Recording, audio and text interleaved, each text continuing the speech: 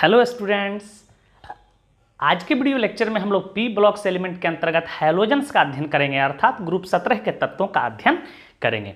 चलिए बिना देर किए हुए से स्टार्ट करते हैं। ग्रुप 17 के तत्वों को हम लोग जानते हैं कि इन्हें हैलोजेंस के नाम से जानते हैं, इसी को हिंदी में लवण उत्पादक के नाम से हम लोग जानते हैं। देखिए हैलोजेंस जो है Greek word hello plus gen से मिलकर बना है।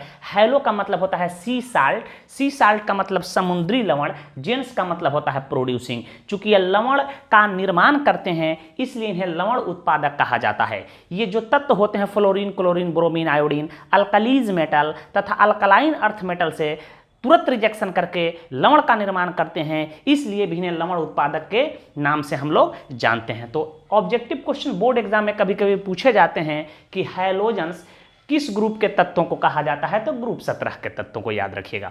देखिए इसका जनरल इलेक्ट्रॉनिक कन्फिगुरेशन, जिसको हम लोग कहते हैं सामान्य इलेक्ट्रॉनिक विन्यास या इसी को कहते हैं आउटर इलेक्ट्रॉनिक कन्फिगुरेशन, होता है ns2np5, अर्थात इसका वैलेंस इलेक्ट्रॉन होगा 7। ठीक है, इसके वाह कक्ष में 7 इलेक्ट्रॉन होंगे और इनका इलेक्ट्रॉनिक विन्यास लिखेंगे तो लास्ट में ns2np5 आना ही चाहिए। नहीं आ रहा है तो समझेंगे इलेक्ट्रॉनिक विन्यास हमारा गलत है। देखिए जैसे मैं फ्लोरीन का लिख रहा हूँ 1s2 2s2 2p5, देख रहे हैं कि इसके लास्ट में ns2np5 आ रहा है। क्लोरीन का भी आप लिख रहे हैं 1s2 2s2 2p6 3s2 3p5, देख रहे हैं कि इसके लास्ट में भी हमारे ns2np5 आ रहा है। बात आप समझ चुके होंगे। आप इलेक्ट्रॉनिक विन्यास आप ऐसे लिखें या इनर्ट गैस के सहारे लिखें, आपकी मर्जी। अब हम प्रश्न आता है कि ग्रुप 17 में कौन कौन तत्व हैं, उसको दिमाग में आप बैठा लीजिएगा। ये fluorine, chlorine, bromine, iodine, astatine, tennessine, इसको कुछ लोग मेटलवाइड्स के कैटेगरी में रखते हैं, कुछ लोग नॉन मेटल्स के कैटेगरी में रखते हैं। विवाद की विषय नहीं है, याद रखिएगा। यह रेडियो एक्टिव नेचर के होते हैं। किस नेचर के बेटा होते हैं? रेडियो एक्टिव नेचर के होते हैं, रेडियो एक्टिव नेचर के होते हैं और बहुत अल्प मात्रा में पाया जाता है। और यह 9 17 35 53 क्या है, सबको पता है। यह एटॉमिक नंबर है, यह बता रहा है कि इसमें प्रोटॉन की संख्या 9 है, इसमें प्रोटॉन की संख्या 17 है और चूंकि परमाणु यह उदासीन है तो इसमें इलेक्ट्रॉन की संख्या भी 17 होगा। इसको याद करने की तरीका है, फिर कल बाहर आई आंटी, फिर कल बाहर आई आंटी, फिर कल बाहर आई आंटी। यह तत्व है टेंसाइन, नया खोज हुआ है। और इनका वैलेंस इलेक्ट्रॉन क्या हो जाएगा बेटा? वैलेंस इलेक्ट्रॉन 7 हो जाएगा। और सब कैसे होते हैं? अधातु के कैटेगरी में इन्हें रखा जाता है। अब देखिए इससे संबंधित कुछ प्रश्न पूछे जाते हैं जो मैं बता रहा हूँ। ब्रोमीन का इलेक्ट्रॉनिक विन्यास आप लिख लीजिएगा, आयोडीन का इलेक्ट्रॉनिक विन्यास आपको लिखना है, At का इलेक्ट्रॉनिक विन्यास आपको लिखना है। अब आपको ये भी पता है कि यह सबसे भारी ठोस अधातु होता है। कभी कभी ऐसे भी प्रश्न पूछे गए हैं कि सबसे भारी ठोस अधातु होता है और ऑप्शन में At दिया रहता है, तो आपको एस्टेटाइन पे ही टिक लगाना है, याद रखिएगा। देखिए मोस्ट रिएक्टिव होने के कारण फ्लोरीन को हम लोग सुपर हैलोजेंस के नाम से भी जानते हैं। क्लोरीन की इलेक्ट्रॉन बंधुता सर्वाधिक होता है, इलेक्ट्रॉन ग्रहण करने की कैपेसिटी इसमें सबसे अधिक होती है। इसी को हम लोग अब आधुनिक टर्म में इलेक्ट्रॉन गेन एंथैल्पी कह रहे हैं। इसका इलेक्ट्रॉन बंधुता सर्वाधिक होता है। फ्लोरीन की विद्युत ऋणात्मकता सर्वाधिक होता है, याद रखिएगा। ब्रोमीन मात्र एक ऐसा धातु है जो आरटीपी पे लिक्विड अवस्था में पाया जाता है या रेडिश ब्राउन लिक्विड होता है। आयोडीन जो है चमकदार अधातु होता है, याद रखिएगा। और ये जितने भी हैं डाई एटॉमिक स्टेट में पाए जाते हैं, डाई एटॉमिक स्टेट में एग्जिस्ट करते हैं, क्योंकि इसके पास वाह कक्ष में 7 इलेक्ट्रॉन है। यह चाहता है कि एक इलेक्ट्रॉन साझेदारी करके इनर्ट गैस के तरह संरचना को प्राप्त कर लें, तो यह अपने दूसरे हैलोजन एटम से एक इलेक्ट्रॉनों के साझेदारी करके, ऐसे क्लोरीन देख लो समझ लो, एक इलेक्ट्रॉनों की साझेदारी करके दूसरे क्लोरीन से कोवैलेंट बॉन्ड का निर्माण कर लेता है, कोवैलेंट बॉन्ड का निर्माण कर लेता है। इसलिए Cl इसलिए यह डाई एटॉमिक स्टेट में एग्जिस्ट करते हैं, याद रखिएगा। तो ये बात को मैं नोट करवा देता हूं, फटाफट इसको आप नोट कर लें। इन तथ्यों को नोट कर लें और दिमाग में बैठा लीजिएगा। ये ऑलरेडी पहले से आप जानते हैं कि ग्रुप 17 के तत्वों को हम लोग हैलोजेंस लवण उत्पादक कहा जाता है, क्योंकि यह लवण का निर्माण करते हैं। ठीक है, सी साल्ट प्रोड्यूसिंग होते हैं, समुद्री लवण का निर्माण करते हैं। दूसरा बात ये भी बता चुके हैं कि alkalis metal alkaline earth metal से अभिक्रिया करके भी लवण का निर्माण करते हैं। एग्जाम्पल के तौर पे सोडियम से क्लोरीन रिजेक्शन करेगा तो याद रखिएगा NaCl का निर्माण होगा, 2NaCl, बैलेंस कर देते हैं इसको। इसी प्रकार मैग्नीशियम से भी क्लोरीन रिजेक्शन कर लेगा तो मैग्नीशियम क्लोराइड लवण का निर्माण करेगा। तो आप देख रहे हैं कि अल्कलीज मेटल से अल्कलाइन अर्थ मेटल से अभिक्रिया करके भी लवण का निर्माण करते हैं। बात आप समझ चुके हैं। यह क्या बन गया? साल्ट बन गया। यह क्या बना? साल्ट बन गया। ये भी बात आपको पता है कि फ्लोरीन को हम लोग सुपर हैलोजन के भी नाम से जानते हैं, क्योंकि मोस्ट रिएक्टिव होता है। दूसरी बात याद रखिए, इसकी विद्युत ऋणात्मकता सर्वाधिक होता है। सर्वाधिक कह देने का मतलब इससे अधिक किसी भी नॉन एलिमेंट का विद्युत ऋणात्मकता ज्ञात नहीं है। क्लोरीन की इलेक्ट्रॉन बंधुता सर्वाधिक होता है, तो कई बार बोर्ड एग्जाम में पूछे गए हैं, बचपन से ही आप पढ़ के आए होंगे। ब्रोमीन, चूंकि आपको भी बताए हैं कि ये सब डाई एटॉमिक स्टेट में एग्जिस्ट करते हैं, तो ब्रोमीन का फॉर्मूला होगा यहाँ Br2। यह ब्रोमीन अणु है, यहाँ ब्रोमीन यह यौगिक है, याद रखिएगा। ब्रोमीन एकमात्र अधातु है जो आरटीपी पे लिक्विड अवस्था में पाया जाता है। यह रेडिश ब्राउन लिक्विड होता है। आयोडीन, जिसका फॉर्मूला I2 हम लोग इस्तेमाल करेंगे, चमकदार अधातु होता है, डार्क वायलेट कलर का ये अधातु होता है। ये चमकदार होता है, इसे नोट करें। हम इनके अकरेंस, इनकी उपस्थिति के बारे में बता रहे हैं। तो इसके अकरेंस को समझ लीजिए, जिसको हम लोग उपस्थिति कहते हैं, कि ये कैसे पाया जाता है।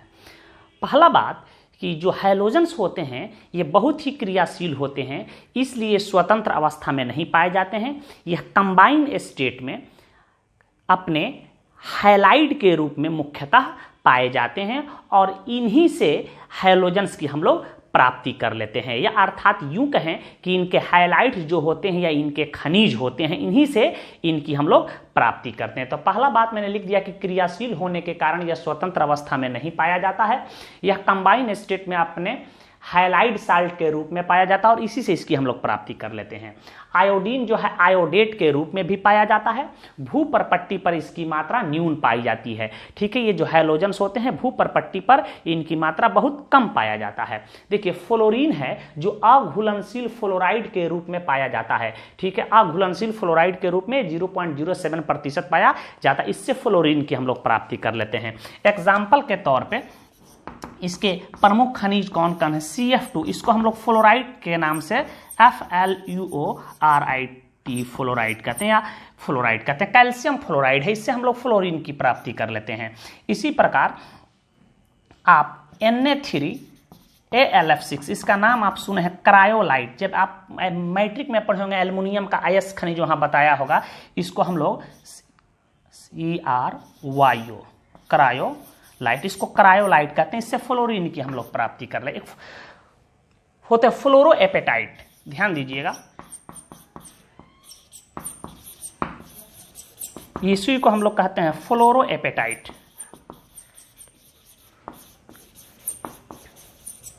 फ्लोरोएपेटाइट यह खनिज है जिनसे हम लोग फ्लोरीन की प्राप्ति कर लेते हैं, याद रखिए। इसको कहते हैं क्रायोलाइट, याद रखिएगा। इससे प्रश्न भी पूछा जाता है कि एल्यूमिना से एल्युमिनियम के निष्कर्षण में क्रायोलाइट का क्यों प्रयोग किया जाता है। ठीक है, जब हम लोग निष्कर्षण चैप्टर को पढ़ेंगे तो देखेंगे, लेकिन इस साल उस चैप्टर को CBSE हटा चुका है। ठीक है, दूसरा बात याद रखिएगा, अल्प मात्रा में यह फ्लोरीन जो होता है मिट्टी में, रिवर वाटर प्लांट, ठीक है, एनिमल्स के बोन और टीथ में पाया जाता है। क्लोरीन जो होता है प्रचुर मात्रा में पाए जाने वाला हैलोजन है, जो क्लोराइड के रूप में 0.14% भूपरपट्टी पर पाया जाता है। इसी से क्लोरीन की हम लोग प्राप्ति कर लेते हैं। सी वाटर में सोडियम, पोटेशियम, मैग्नीशियम तथा कैल्शियम के क्लोराइड, ब्रोमाइड, आयोडाइड पाया जाता है।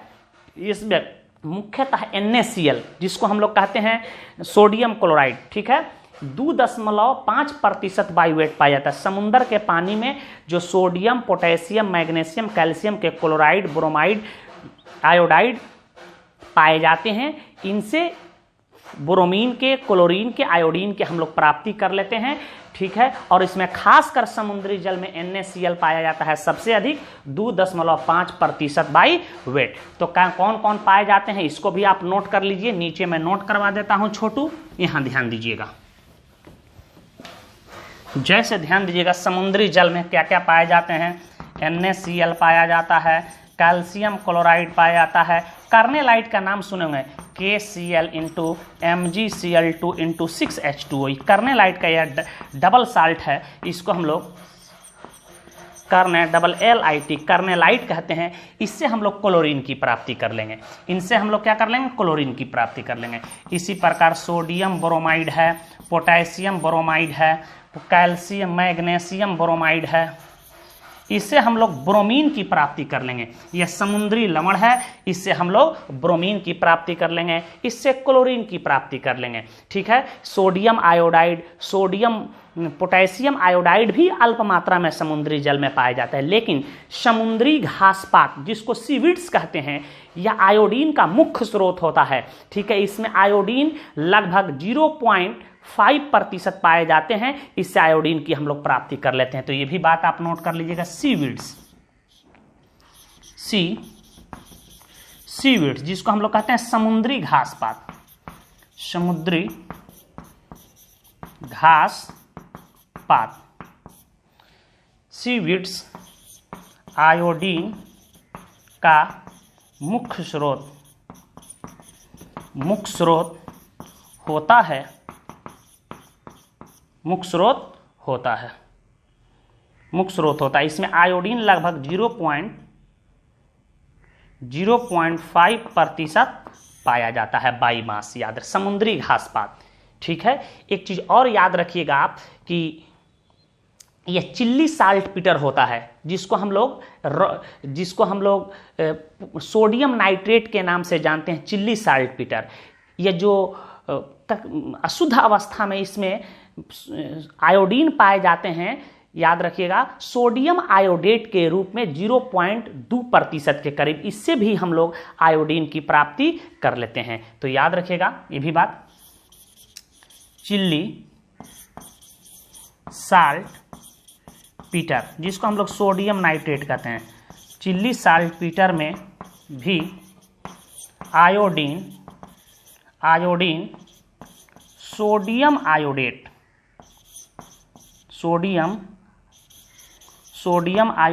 इसको हम लोग क्या सूत्र लिखेंगे, NaIO3, सोडियम आयोडेट के रूप में 0.2% पाया जाता है। इससे हम लोग क्या कर लेते हैं बेटा, इसी से हम लोग आयोडीन की प्राप्ति कर लेते हैं। तो इसे आप नोट कर लीजिए फटाफट। चिल्ली साल्ट पीटर जिसको हम लोग सोडियम नाइट्रेट कहते हैं, यह अशुद्ध अवस्था में इसमें सोडियम आयोडेट पाया जाता है और इससे आयोडीन की प्राप्ति हम लोग कर लेते हैं। इसे नोट करें। एक और नोट आपको लिखवा रहे हैं कि समुद्र के जल में और कौन कौन से तत्व पाए जाते हैं, ठीक है, जो कभी कभी परीक्षा में पूछ देता है कंपटीशन के एग्जाम में। इसे नोट करें। इस नोट्स को याद रखिएगा, बोर्ड एग्जाम में कई बार ये प्रश्न पूछे गए हैं कि समुद्री जल में पाया जाता है। एक ऐसा क्वेश्चन बिहार बोर्ड में पूछा था, लेकिन चारों ऑप्शन जो है लगभग सही थे। ये याद रखिएगा कि समुद्र जिसको हम लोग सी कहते हैं, बहुत सारे तत्वों का रिच सोर्स होता है, जिसमें sodium, potassium, calcium, magnesium, strontium पाए जाते हैं अपने क्लोराइड, ब्रोमाइड, आयोडाइड के रूप में, जिससे हम लोग इनकी प्राप्ति कर लेते हैं। गोल्ड तथा मैग्नीज जो हैं समुद्र के तल पे जो तलछट होते हैं, जिसको हम लोग सेडिमेंट्स के नाम से जानते हैं, सेडिमेंट्स का हिंदी होता है तलछट, में पाए जाते हैं। तो गोल्ड और मैग्नीज कहाँ, समुद्र में के सतह पर जो तलछट होते हैं उसमें ये पाए जाते हैं। इन तीन छोटे छोटे प्रश्नों का उत्तर दीजिएगा कि किसका इलेक्ट्रॉन बंधुता सर्वाधिक होता है। आपको पता है कार्नेलाइट का फॉर्मूला होता है, आपको चुन लेना है। हैलोजन का बाह्य विन्यास होता है, आपको बताना है। तो इसे नोट करें। हम इसके एटॉमिक एंड फिजिकल प्रॉपर्टी पे चर्चा कर रहे हैं। चलिए हम लोग एटॉमिक एंड फिजिकल प्रॉपर्टी को देख लें। पहला हम लोग इसमें अध्ययन करेंगे एटॉमिक रेडियस या इसी को हम लोग कहेंगे atomic size and ionic size. ये बात आपको पता है, इसी को कहते हैं परमाणु त्रिज्या या परमाणु आकार, और आयनिक त्रिज्या या आयनिक आकार आप कह सकते हैं। आपको पता है कि ग्रुप में ऊपर से नीचे जाने पर कक्ष की संख्या बढ़ता है, जिसके कारण एटॉमिक रेडियस बढ़ता है, और पीरियड में बाएं से दाएं जाने पर होता क्या है, जेड इफेक्टिव का मान बढ़ता है। जेड इफेक्टिव क्या है, प्रभावी नाभिकीय व्यास, वह वास्तविक प्रोटॉन की संख्या जो इलेक्ट्रॉन को आकर्षित करे, यह बढ़ने लगता है। तो यह बाह्य कक्ष के इलेक्ट्रॉन को ज्यादा आकर्षित कर लेगा, तो इसकी साइज क्या होगी, सिकुड़ जाएगी, साइज छोटा हो जाएगा। तो देखिए अपने पीरियड में हैलोजेंस जो होते हैं इनका एटॉमिक रेडियस सबसे कम होता है, क्योंकि इसका जेड इफेक्टिव प्रभावी नाभिकीय आवेश सबसे अधिक होता है। तो अपने पीरियड में, अब पीरियड 2 का आप बात कीजिएगा तो उसमें सबसे छोटा साइज एटॉमिक साइज फ्लोरीन का होगा। पीरियड 3 की बात कीजिएगा तो उसमें सबसे छोटा एटॉमिक साइज क्लोरीन का होगा, क्योंकि इसका जेड इफेक्टिव अधिक हो जाता है। आपके दिमाग में एक प्रश्न आता होगा कि इसके बाद इनर्ट गैस आते हैं, सर इसका त्रिज्या तो हैलोजन से भी छोटा होना चाहिए। आपको हैलोजन फैमिली में बता चुके हैं कि होंगे कि इसके लिए वांडर वाल रेडियस को डिफाइन किया जाता है, और यह सबसे बड़ी त्रिज्या होता है, इसलिए इनर्ट गैस का या नोबेल गैस का त्रिज्या सबसे बड़ा हो जाता है। तो अपने पीरियड में याद रखिएगा कि हैलोजन का एटॉमिक रेडियस या एटॉमिक साइज सबसे छोटा होता है, क्योंकि पीरियड में बाएं से दाएं बढ़ने पर जेड इफेक्टिव का मान बढ़ता है और कक्ष की संख्या सेम होता है, क्वांटम सेल की संख्या सेम होता है, जबकि जेड इफेक्टिव का मान बढ़ता है, जिससे बाह्य कक्ष और नाभिक के बीच आकर्षण बढ़ जाता है, जिससे साइड सिकुड़ जाती है। ग्रुप में आइएगा, यहाँ फ्लोरीन है, यहाँ क्लोरीन है, ब्रोमीन है, आयोडीन है। एटी को मैं छोड़ रहा हूँ, रेडियो एक्टिव नेचर का होता है। ग्रुप में ऊपर से नीचे जाने पर एटॉमिक साइज बढ़ना चाहिए। कोई पूछे क्यों, क्योंकि कक्ष की संख्या ज्यादा हो, कक्ष की संख्या बढ़ जाता है, और जेड इफेक्टिव रिमेन सेम होता, लगभग समान होता है। ठीक है, तो आप कह सकते हैं कि इसका एटॉमिक साइज क्या होगा, छोटू, अधिक होगा, क्योंकि यह ग्रुप में हम ऊपर से नीचे बढ़ रहे हैं, जिसके कारण कक्ष की संख्या बढ़ जाएगा। कोई पूछे क्यों, क्योंकि लिख सकते हैं क्योंकि कक्ष, जिसको क्वांटम सेल कक्ष की संख्या बढ़ जाता है, कक्ष की संख्या बढ़ जाता है, बढ़ जाता है। इलेक्ट्रॉनिक विन्यास लिख के आप देखे थे, कक्ष की संख्या बढ़ जाता है। कोई पूछे, और जेड इफेक्टिव जो होता है लगभग समान होता है, बढ़ता नहीं है। याद रखिए, कक्ष की संख्या समान होने के कारण इसकी एटॉमिक रेडियस। आयनिक रेडियस की बात करें, यह फ्लोराइड है, यह क्लोराइड है, यह ब्रोमाइड है, यह आयोडाइड है, तो इसकी आयनिक रेडियस भी इसका अधिक होगा। आयनिक रेडियस भी इसका क्या होगा, आयनिक रेडियस भी इसका क्या होगा, लार्ज होगा। ठीक है, क्योंकि कक्ष की संख्या बढ़ जाएगी। इसमें भी एक चीज याद रखिएगा, रेडियस से संबंधित हम बात बता रहे हैं, क्योंकि कक्ष की संख्या बढ़ जाता है, इतना बात याद रखिएगा। एक चीज और ध्यान से समझिएगा इसको, यदि कोई एनायन हो, नोट में इसको लिख लीजिएगा, कोई एनायन हो उसकी त्रिज्या अधिक होगी, उसके बाद न्यूट्रल का त्रिज्या होगा, उसके बाद केटायन का त्रिज्या होगा। कोई पूछे क्यों, एनायन का मतलब है कि इसके बाह्य कक्ष में इलेक्ट्रॉन बढ़ रहे हैं। यदि इलेक्ट्रॉन बढ़ने से हो सकता है कि कक्ष की संख्या बढ़ जाए, या दूसरा काम हो सकता है कि नाभिक और बाह्य कक्ष में में इलेक्ट्रॉन के बीच जो आकर्षण बल लग रहा है, बाह्य कक्ष में इलेक्ट्रॉन की संख्या बढ़ने से आकर्षण बल कमजोर हो जाए, तो उसकी त्रिज्या बढ़ सकती है। न्यूट्रल एटम का त्रिज्या जो होगा कम होगा, और केटायन का त्रिज्या जो होगा सबसे कम इसलिए होगा क्योंकि इलेक्ट्रॉन निकलने से कक्ष की संख्या घट सकती है, या बाह्य कक्ष से इलेक्ट्रॉन निकलने से बाह्य कक्ष में जो अन्य उपस्थित इलेक्ट्रॉन होंगे और नाभिक के बीच आकर्षण बल बढ़ जाता है, जिससे कारण त्रिज्या छोटी हो जाती है। यदि समान एटम कोई हो तो उसके एनायन का त्रिज्या अधिक होगा, न्यूट्रल एटम का कम होगा और केटायन का कम होगा। एग्जाम्पल के तौर पे ध्यान से समझिए, H- का त्रिज्या अधिक होगा, H का त्रिज्या कम होगा, H+ का त्रिज्या सबसे कम होगा। दूसरा चीज याद रखिएगा कि एटॉमिक साइज या यूं कहेंगे आयनिक साइज इनवर्सली प्रोपोर्शनल होता है पॉजिटिव चार्ज के। पॉजिटिव चार्ज बढ़ रहा है, अर्थात वाहक कक्ष से इलेक्ट्रॉन निकल रहा है, और वाहक कक्ष से इलेक्ट्रॉन निकलते जाएगा तो कक्ष की संख्या छोटी हो सकती है, या यूं कहेंगे कि नाभिक और वाहक कक्ष में उपस्थित इलेक्ट्रॉन के बीच आकर्षण बल घट सकता है, जिसके कारण एटॉमिक साइज या आयनिक साइज घट जाता है। इसको भी दिमाग में आप बैठा लीजिएगा। जैसे एग्जाम्पल के तौर पर मैं कहूँ कि Fe+3 और Fe+2 किसका त्रिज्या अधिक होगा, तो Fe+2 का रेडियस अधिक होगा। देख रहे हो, +3 का मतलब 3 इलेक्ट्रॉन निकल गया, +2 का मतलब 2 इलेक्ट्रॉन इसके वाहक कक्ष से निकला है। इसी प्रकार मैं कह दूं Sn2+ और Sn4+, बताओ इसमें किसकी त्रिज्या अधिक होगी, Sn2+ की त्रिज्या अधिक होगी। दूसरी बात याद रखिएगा कि एटॉमिक साइज या यूँ कहें आयनिक साइज डायरेक्टली प्रोपोर्शनल होता है निगेटिव चार्ज के।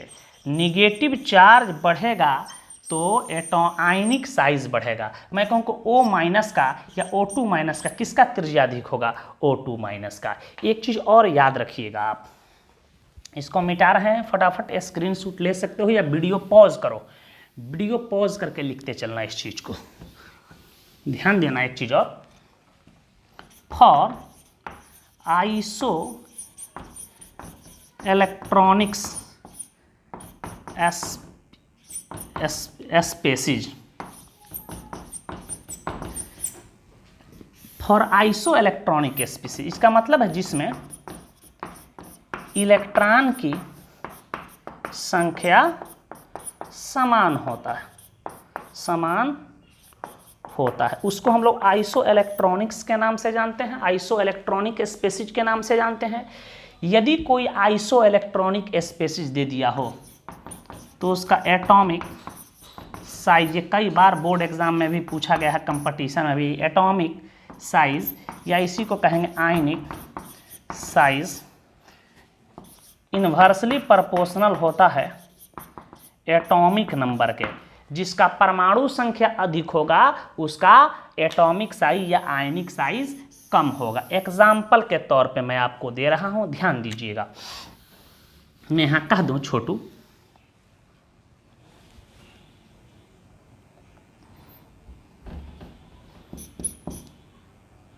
N3- O-2 F- sodium plus magnesium +2 aluminium +3। कह दे कि इसमें बताइए किसका रेडियस सबसे अधिक होगा। तो ध्यान दीजिएगा, इसकी एटॉमिक नंबर 7, इसका 8, इसका 9, इसका 11, इसका 12, इसका 13, इसमें सब में इलेक्ट्रॉन की संख्या सेम आ रहा है। इलेक्ट्रॉन की संख्या देख ले, 7 3 10, 8 2 10, 9 1 10, 11 में से 1 गया 10, 12 में से 2 गया 10, 13 में से 3 गया 10 आ रहा है। इलेक्ट्रॉन की संख्या समान है, अर्थात ये आइसो इलेक्ट्रॉनिक स्पेसीज है। तो आइसो इलेक्ट्रॉनिक स्पेसीज दिया हो तो इसमें पूछे कि किसकी आयनिक साइज ज़्यादा होगा, तो याद रखें जिसका एटॉमिक नंबर कम होगा उसी की हमारा क्या होगा, आयनिक साइज अधिक होगा। कोई पूछे क्यों, क्योंकि देखिए इसके का न्यूक्लियर चार्ज जो होता है Z इफेक्टिव का मान कम होता है, जिसके कारण यह इलेक्ट्रॉनों को, बाह्य कक्ष के इलेक्ट्रॉनों को कम आकर्षित करता है। क्योंकि जब इलेक्ट्रॉन की संख्या समान है तो इनकी कक्ष की संख्या भी समान होगा, और सबके पास कक्ष की संख्या समान है। लेकिन यहाँ देख रहे हैं कि इसका परमाणु संख्या 7 है, ठीक है, अर्थात इसमें स्पष्ट है कि इसका Z इफेक्टिव का मान कम होगा, अर्थात यह बाह्य कक्ष के इलेक्ट्रॉन को कम खींचेगा।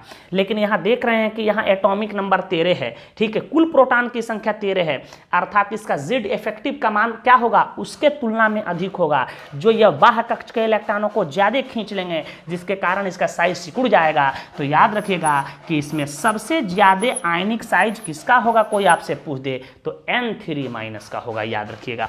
यदि कोई आइसो इलेक्ट्रॉनिक स्पेसीज दे दे जिसमें इलेक्ट्रॉनों की संख्या समान हो तो कुछ नहीं करना है, जिसका एटॉमिक नंबर कम होगा उसका साइज क्या होगा, अधिक होगा, याद रखिएगा। एक क्वेश्चंस दे रहे हैं, कभी कभी बोर्ड एग्जाम में ऐसे भी प्रश्न पूछ देता है आपसे, कह देगा कि स्कैंडियम+3, ध्यान दीजिएगा,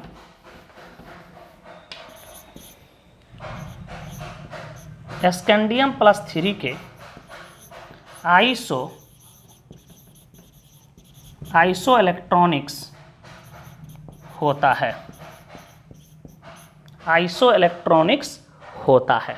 ऑप्शन नंबर 1 दे देगा मैग्नीशियम 2+, बी नंबर में पोटेशियम प्लस, सी नंबर में आपसे दे देगा छोटू यहाँ F-, डी नंबर में दे देगा Fe2+, Fe2+। अब आपको बनाइएगा कैसे, तो सबसे पहले यहाँ ध्यान दीजिएगा स्कैंडियम 3+ दिया है, तो स्कैंडियम की परमाणु संख्या 21, इसमें अब इलेक्ट्रॉन कितना आ जाएगा भैया बता, 21 में से 3 गया, बता कितना आएगा, 21 में से 3 चला गया 18, 18, 19, 20, 21, क्लियर है, गिन लेना है, काउंट कर लेना है, 18 इलेक्ट्रॉन इसमें है।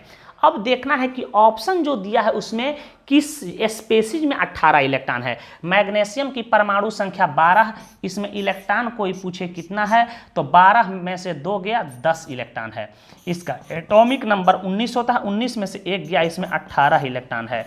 इसमें इलेक्ट्रॉन की संख्या क्या है, 9 आए 10, इसमें इलेक्ट्रॉनों की संख्या 10 है। कोई पूछे कि बता Fe+2 में इलेक्ट्रॉनों की संख्या 26, परमाणु संख्या 26 में से 2 गया 24 है। तो देख रहे हैं कि स्कैंडियम+3 में 18 इलेक्ट्रॉन है और दिए गए ऑप्शन में किसमें 18 इलेक्ट्रॉन आ रहा है, तो पोटेशियम प्लस में, तो स्कैंडियम+3 का आइसो इलेक्ट्रॉनिक कौन होगा, पोटेशियम प्लस। इसे नोट करें।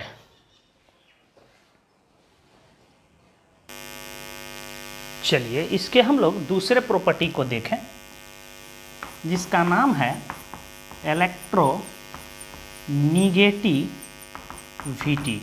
इसको हम लोग काई से डिनोट करते हैं, इसी को कहते हैं विद्युत ऋणात्मकता, विद्युत ऋणात्मकता।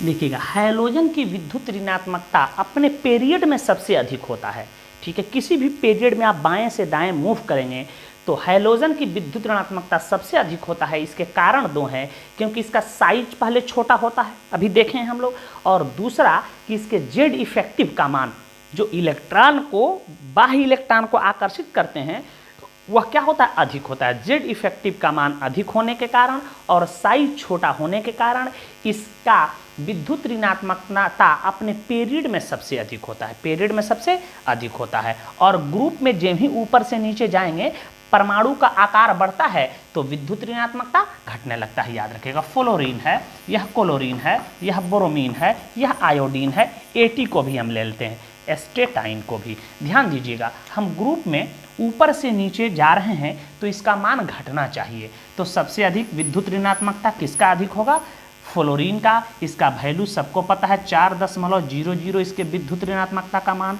क्लोरीन के विद्युत ऋणात्मकता का मान 3.2 होता है, इसको 3 मानते हैं, ठीक है। पॉलिंग स्केल के द्वारा विद्युत ऋणात्मकता का निकाला गया मान सबसे बेस्ट होता है, आपको बताया गया होगा, और इसका विद्युत ऋणात्मकता 3.00 होता है।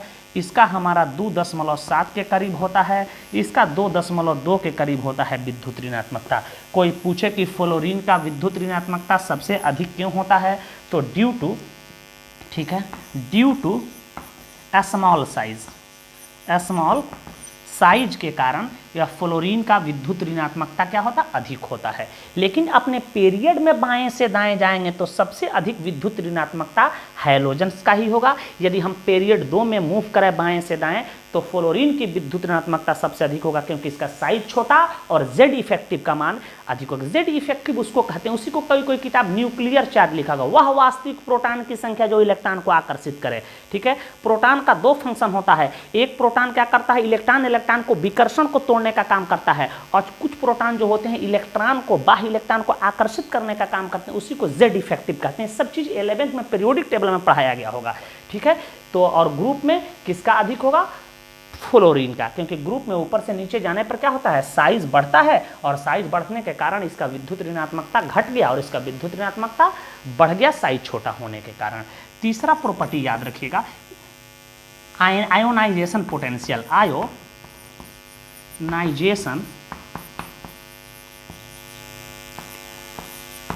आयोनाइजेशन पोटेंशियल, इसी को हम लोग डेल्टा IH कहते हैं, इसको हिंदी में हम लोग आयनन विभव कहते हैं, आयनन विभव कहते हैं। देखिए फ्लोरीन है, यह क्लोरीन है, ब्रोमीन है, आयोडीन। एटी को हम छोड़ रहे हैं, रेडियो एक्टिव नेचर का होता है।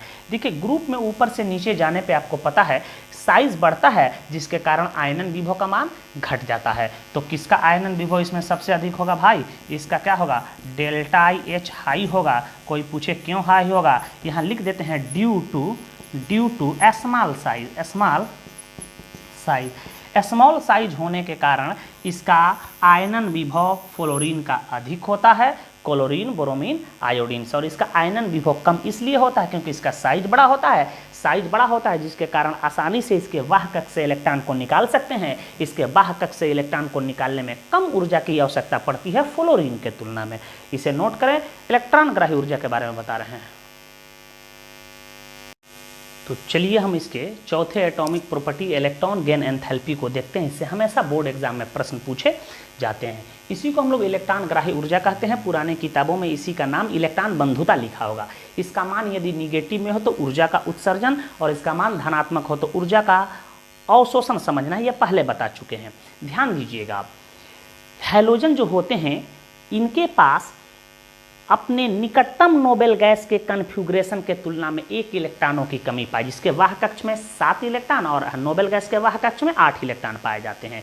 अर्थात इनके नोबेल गैस के कन्फ्यूग्रेशन के तुलना में इनके पास 1 इलेक्ट्रॉनों की कमी पाई जाती है, जिसके कारण इसमें स्ट्रॉन्ग टेंडेंसी होता है कि एक एडिशनल इलेक्ट्रॉन को ग्रहण करके नोबेल गैस के तरह स्थायी कन्फ्यूग्रेशन को प्राप्त करें, जिसके कारण इसके इलेक्ट्रॉन गेन एंथैल्पी का मान ऋणात्मक होता है, लार्ज ऋणात्मक होता है। अर्थात इलेक्ट्रॉन को ग्रहण करेगा तो ऊर्जा का उत्सर्जन करेगा। तो पहला बात याद रखिएगा, 1 इलेक्ट्रॉन ग्रहण कर यह नोबेल गैस के कन्फ्यूग्रेशन प्राप्त करने की स्ट्रॉन्ग टेंडेंसी होता है, जिसके कारण इसके डेल्टा EgH का मान लार्ज निगेटिव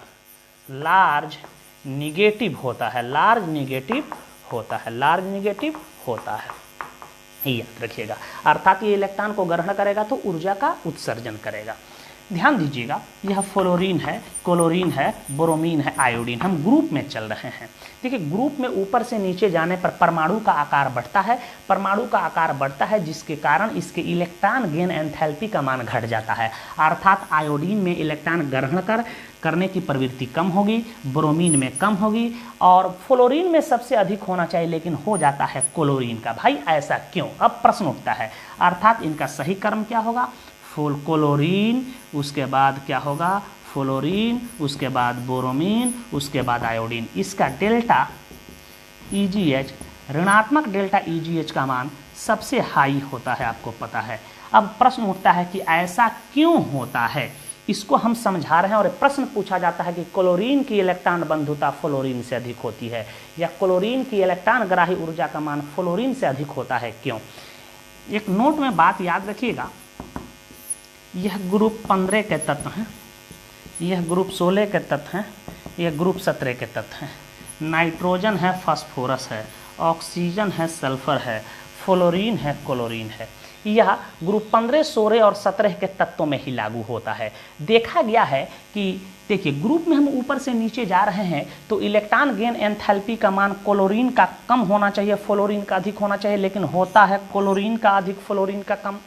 उसी प्रकार ऑक्सीजन का अधिक होना चाहिए, सल्फर का कम, लेकिन होता है सल्फर का अधिक, ऑक्सीजन का कम, नाइट्रोजन का कम, फास्फोरस का अधिक। यदि पूछा जाए इन 6 तत्वों में सब का क्रम बताइए, तो क्रम कैसे हम लोग ज्ञात करेंगे? याद रखिएगा, यह 1 नंबर, यह 2 नंबर, यह 3 नंबर, यह 4 नंबर, यह 5 नंबर, यह 6 नंबर। क्रम ऐसे ही हम लोग याद रखेंगे उसका, या ऐसे तीर मार देंगे, ऐसे चलेंगे हम लोग।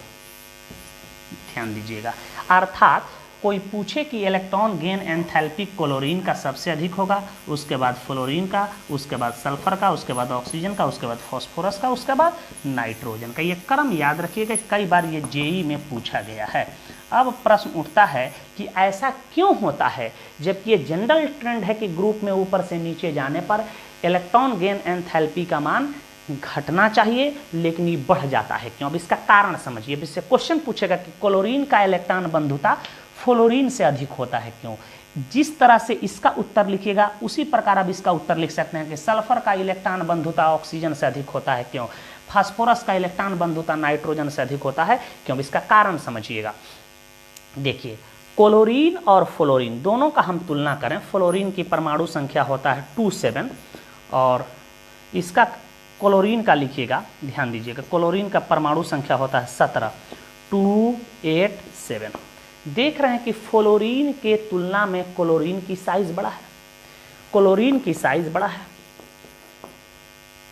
जिसके कारण इसमें इलेक्ट्रॉन की डेंसिटी घट जाता है, इलेक्ट्रॉन की डेंसिटी घट जाता है। साइज बड़ा है इसका क्लोरीन का और फ्लोरीन की साइज छोटा है, जिसके कारण इसमें इलेक्ट्रॉन की डेंसिटी कम होता है, जो जुड़ने वाले अतिरिक्त इलेक्ट्रॉन को कम विकर्षित करेंगे और ज़्यादा विकर्षित करेगा। साथ ही एक और चीज़, इसके Z इफेक्टिव का मान, जिसको हम लोग कहते हैं प्रभावी नाभिकीय आवेश का मान, क्लोरीन का फ्लोरीन के तुलना में छोटू, याद रखिएगा,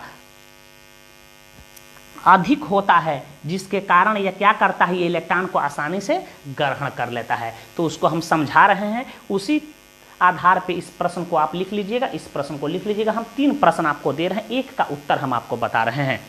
पहला कारण क्या है कि आप ऐसे लिखिएगा, फ्लोरीन का साइज क्लोरीन से क्लोरीन का साइज फ्लोरीन से बड़ा होता है, जिसके कारण इसमें इलेक्ट्रॉन की डेंसिटी कम होता है, जो जुड़ने वाले अतिरिक्त इलेक्ट्रॉन को कम विकर्षित करता है। साथ ही इसका Z इफेक्टिव का मान फ्लोरीन के तुलना में अधिक होता है, इसलिए इसके इलेक्ट्रॉन बंधुता का मान फ्लोरीन से अधिक हो जाता है। तो इस प्रश्न को हम नोट करवा दे रहे हैं, पहले इसे नोट करें। ये 3 प्रश्न जो हम दे रहे हैं बोर्ड एग्जाम में पूछे जाते हैं कि क्लोरीन का इलेक्ट्रॉन बंधुता फ्लोरीन से अधिक होता है क्यों?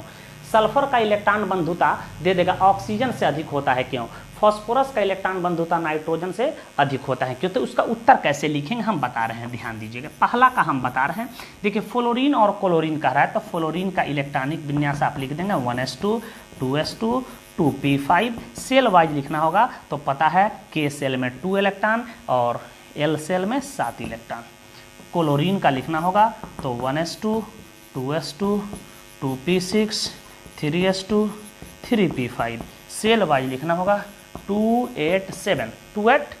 अब देखिएगा, इससे स्पष्ट हो रहा है कि क्लोरीन का साइज फ्लोरीन से बड़ा है, कक्ष की संख्या 3 कक्ष की संख्या 2, जिसके कारण इसका साइज बड़ा होने के कारण इसमें इलेक्ट्रॉन की डेंसिटी कम होता है, और जब इलेक्ट्रॉन की डेंसिटी कम होता है तो जुड़ने वाले या अतिरिक्त इलेक्ट्रॉन को, इसमें जुड़ने वाले अतिरिक्त इलेक्ट्रॉन को कम प्रबलता से विकर्षित करेगा और यह ज्यादा प्रबलता के साथ विकर्षित करेगा। साथ ही क्लोरीन का प्रभावी नाभिकीय आवेश जो होता है फ्लोरीन के तुलना में अधिक हो जाता है, और जब प्रभावी नाभिकीय आवेश बढ़ गया तो इस इलेक्ट्रॉन को ज्यादा ग्रहण कर लेगा, जल्दी से ग्रहण कर लेगा, इसलिए इसके इलेक्ट्रॉन बंधुता का मान सर्वाधिक होता है, या इसके इलेक्ट्रॉन ग्राही ऊर्जा का ऋणात्मक मान ज्यादा होता है, आप कह सकते हैं। तो आप पहले क्या कीजिएगा कि इलेक्ट्रॉनिक विन्यास लिख लीजिएगा। अब उत्तर कैसे लिखेंगे, हम लिखेंगे कैसे लिखेंगे, क्लोरीन का साइज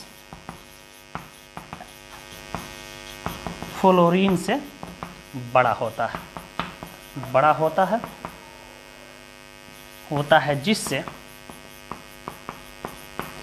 इसमें इलेक्ट्रॉन का डेंसिटी कम होता है, अतः यह जुड़ने वाले अतिरिक्त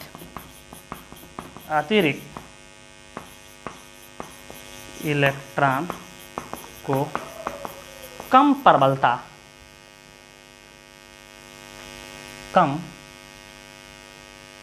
जुड़ने वाले अतिरिक्त इलेक्ट्रॉन को कम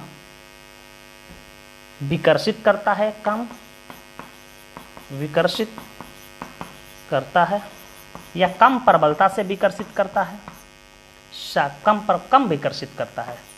साथ ही क्लोरीन का प्रभावी नाभिकीय आवेश, जिसको हम लोग Z इफेक्टिव कहते हैं, प्रभावी नाभिकीय आवेश फ्लोरीन से अधिक होता है, इसलिए क्लोरीन का इलेक्ट्रॉन बंधुता फ्लोरीन से अधिक होता है, अधिक होता है। इस तरह से आप प्रश्न को लिख सकते हैं। अब सल्फर ऑक्सीजन पूछे तो जहाँ जहाँ क्लोरीन आप हैं वहाँ सल्फर कर दीजिए, और जहाँ जहाँ फ्लोरीन है वहाँ ऑक्सीजन कर दीजिए, उत्तर हो जाएगा। इसी प्रकार से इन तीनों प्रश्नों का उत्तर आपको लिखना है, और ये प्रश्न कई बार बोर्ड एग्जाम में पूछे जाते हैं। इन सभी प्रश्नों का उत्तर हम लोग पीरियोडिक टेबल चैप्टर में 11th क्लासेज में पढ़ के आए हैं। जो हमारे यहाँ पढ़े होंगे उनको तो निश्चित रूप से तमाम पीरियोडिक प्रॉपर्टी को डिटेल्स पढ़ाया गया है।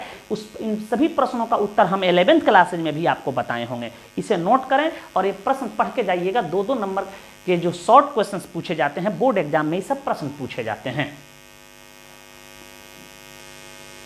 चलिए इसके हम लोग 5वें प्रॉपर्टी को देखते हैं, जिसको कहते हैं फिजिकल स्टेट। फिजिकल स्टेट को समझते हैं कि इनकी भौतिक अवस्थाएं क्या क्या होती है।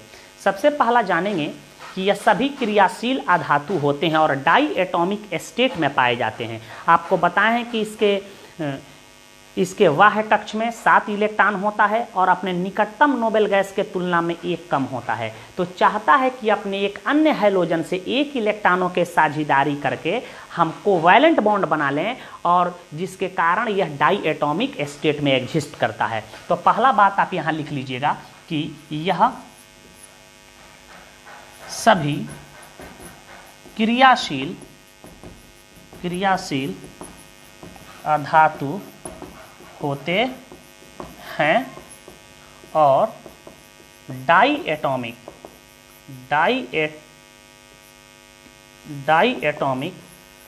स्टेट में पाए जाते हैं। डाई एटॉमिक स्टेट में पाए जाते हैं। डाई एटॉमिक स्टेट में पाए जाते हैं। देखिए इनके पास इलेक्ट्रॉनों की बाह्य कक्ष में इलेक्ट्रॉनों की संख्या 7 होता है, और चाहता है कि 1 इलेक्ट्रॉनों की साझेदारी करके, ठीक है, या 1 इलेक्ट्रॉन प्राप्त करके हम नोबेल गैस के तरह स्थायी विन्यास प्राप्त करें। तो यह एक क्या करता है, एक अपने अन्य हैलोजन के साथ यह 1 इलेक्ट्रॉनों के साझेदारी कर लेता है, और यह 1 इलेक्ट्रॉनों के साझेदारी कर लेता है, और यह डाई एटॉमिक स्टेट में एग्जिस्ट करता है। आप इसे ऐसे लिख सकते हो Cl2। तो सबसे पहला बात कि यह डाई एटॉमिक स्टेट में एग्जिस्ट करता है फ्लोरीन F2 के रूप में, क्लोरीन Cl2 के रूप में, ब्रोमीन Br2 के रूप में, आयोडीन I2 के रूप में। ध्यान दीजिएगा यह लाइट येलो कलर का, यह दोनों गैसियस स्टेट में पाए जाते हैं। यह लाइट येलो कलर का होता है, यही गैस जो होता है ग्रीनिश येलो कलर का होता है। ग्रीनिश येलो कलर का होता है। और ये दोनों किस अवस्था में पाए जाते हैं, गैसीय अवस्था में पाए जाते हैं। ये दोनों गैसीय अवस्था में पाए जाते हैं। देखिए ब्रोमीन जो होता है, याद रखिएगा, यह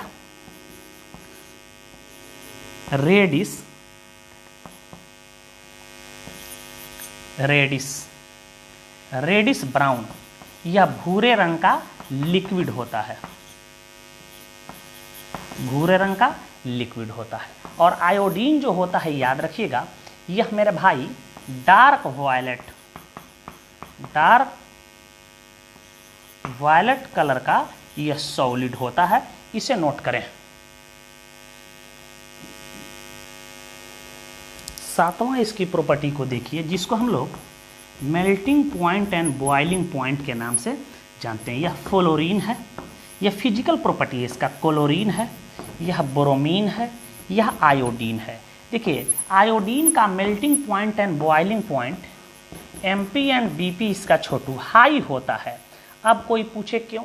क्योंकि आयोडीन का साइज बड़ा होने के कारण इनके अणुओं के बीच लगने वाले वांडर वाल फोर्स का मैग्नीट्यूड बढ़ जाता है, और मैग्नीट्यूड बढ़ जाता है तो उसको तोड़ने में अधिक एनर्जी की आवश्यकता पड़ेगी, जिसके कारण इसका MP और BP हाई होता है। तो याद रखिएगा क्यों, साइज बड़ा होने के कारण, साइज बड़ा होने के कारण इनके अणुओं के बीच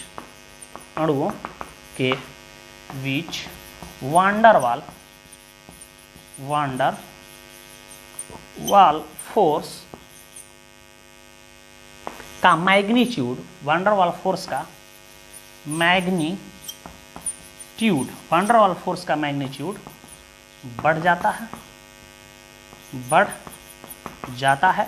और जब वंडर वाल फोर्स का मैग्नीट्यूड बढ़ जाता है तो उसको तोड़ने में अधिक एनर्जी की आवश्यकता पड़ेगी, और अधिक एनर्जी की आवश्यकता पड़ेगी तो मेल्टिंग पॉइंट और बॉइलिंग पॉइंट क्या होगा, बढ़ जाता है। आप इसे याद रखिएगा।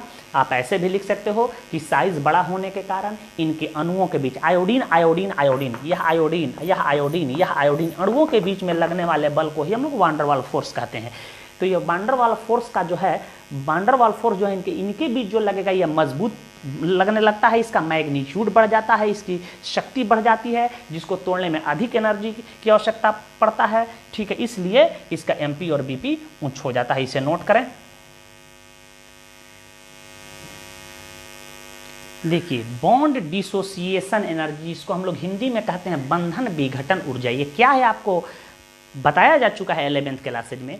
किसी भी यौगिक के 1 मोल में उपस्थित सभी बंधनों को तोड़ने में जो ऊर्जा खर्च होती है उसी को हम लोग बंधन विघटन ऊर्जा के नाम से जानते हैं, बॉन्ड डिसोसिएशन एनर्जी, जिसको शॉर्ट फॉर्म में बीडी कहेंगे, बॉन्ड डिसोसिएशन एनर्जी, बंधन विघटन ऊर्जा। अब देखिए, बंधन विघटन ऊर्जा किस हैलोजन का कम और किसका अधिक होगा। देखो, यह क्लोरीन है, यहाँ ध्यान से पहले समझिए, क्लोरीन, यहाँ फ्लोरीन है, यहाँ क्लोरीन है Cl2, यहाँ ब्रोमीन है Br2, यहाँ आयोडीन है I2। अब ध्यान दीजिए, आपके अनुसार यह आयोडीन का साइज बड़ा है, जिसके कारण इसकी बंधन लंबाई क्या हो जाएगी, बढ़ जाएगी, और बढ़ जाएगी तो आसानी से टूट जाएगा, और आसानी से टूट जाएगा तो इसकी बॉन्ड डिसोसिएशन एनर्जी का मान सबसे कम होना चाहिए। और फ्लोरीन का साइज छोटा है, जिसके कारण इसकी बंधन लंबाई कम होगा तो इसको तोड़ने में अधिक एनर्जी की आवश्यकता पड़ेगी, जिसके कारण इसकी बंधन विघटन ऊर्जा का मान सबसे कम होना चाहिए।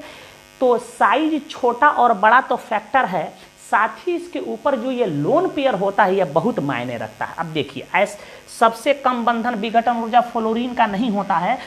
ठीक है, अब इसके पीछे कारण क्या है, अब इसे समझते चलिएगा। देखिए, फ्लोरीन का साइज छोटा होता है, फ्लोरीन की साइज छोटा होता है, जिसके कारण क्या होता है, इस लोन पेयर में विकर्षण ज्यादा होता है, और विकर्षण ज्यादा होता है तो इस बंधन को तोड़ने में कम एनर्जी की आवश्यकता लगती है, जिसके कारण इसकी बंधन विघटन ऊर्जा का मान क्लोरीन और ब्रोमीन के तुलना में कम हो जाता है। याद रखिएगा, साइज छोटा होने के कारण क्या होता है, लोन पेयर में विकर्षण ज्यादा होता है। याद रखिएगा, यहां मैं लिख देता हूं, क्या होगा छोटू, कि साइज छोटा होने के कारण, साइज छोटा होने के कारण लोन पेयर में विकर्षण अधिक होता है, इसलिए इसका बॉन्ड डिसोसिएशन एनर्जी कम होता है। तो इसका सही क्रम क्या होगा, तो याद रखिएगा, क्लोरीन का बंधन विघटन ऊर्जा सबसे अधिक होगा, उसके बाद ब्रोमीन का, उसके बाद फ्लोरीन का, उसके बाद आयोडीन का। आप इसे ऐसे इस क्रम में लिख सकते हैं, Cl2 का बॉन्ड डिसोसिएशन एनर्जी अधिक होगा, उसके बाद ब्रोमीन का, उसके बाद फ्लोरीन का, उसके बाद आयोडीन का। और आयोडीन का बॉन्ड डिसोसिएशन एनर्जी क्या होता है, साइज बड़ा होने के कारण, याद रखिएगा, इसका बॉन्ड साइज बड़ा होने के कारण इसकी बंधन लंबाई बहुत ज़्यादा हो जाता है, जिसके कारण इसकी बॉन्ड डिसोसिएशन एनर्जी इसका क्या होगा, लो होता है, और इसका बॉन्ड डिसोसिएशन एनर्जी जो होता है हाई होता है। और इसका बॉन्ड डिसोसिएशन एनर्जी क्लोरीन और ब्रोमीन से कम इसलिए होता है, कोई पूछे, क्योंकि इसका साइज छोटा होता है, और इस लोन पेयर के बीच जो होता है विकर्षण ज्यादा होता है, और विकर्षण ज्यादा होगा तो जल्दी से टूट जाएगा। ये बात समझ चुके होंगे। तो ये कई बार ये ऑर्डर देता है बोर्ड एग्जाम में सजाने के लिए, जेईई में भी पूछा गया है कि इसका बॉन्ड डिसोसिएशन एनर्जी का सही क्रम होता है। इसे नोट करें। तो इसके 8वें हम लोग प्रॉपर्टी को देख लें, ऑक्सीडाइजिंग प्रॉपर्टी। इसको हिंदी में हम लोग कहेंगे ऑक्सीकारक के गुण, ऑक्सीकारक के गुण देखिए ध्यान से, इसमें इलेक्ट्रॉन ग्रहण करने की प्रवृत्ति पाई जाती है, अतः यह अच्छे ऑक्सीडाइजिंग एजेंट का कार्य करते हैं।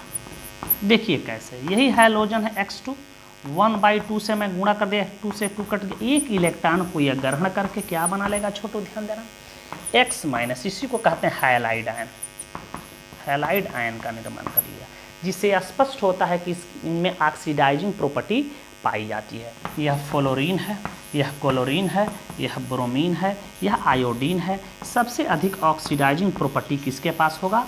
स्ट्रॉन्ग ऑक्सीडाइजिंग एजेंट का ये काम करेगा फ्लोरीन। कई बार बोर्ड एग्जाम में पूछा गया है, स्ट्रॉन्ग ऑक्सीडाइजिंग एजेंट, याद रखिएगा। एक नोट में बात याद रखिएगा कि F- को छोड़कर सभी हैलाइड आयन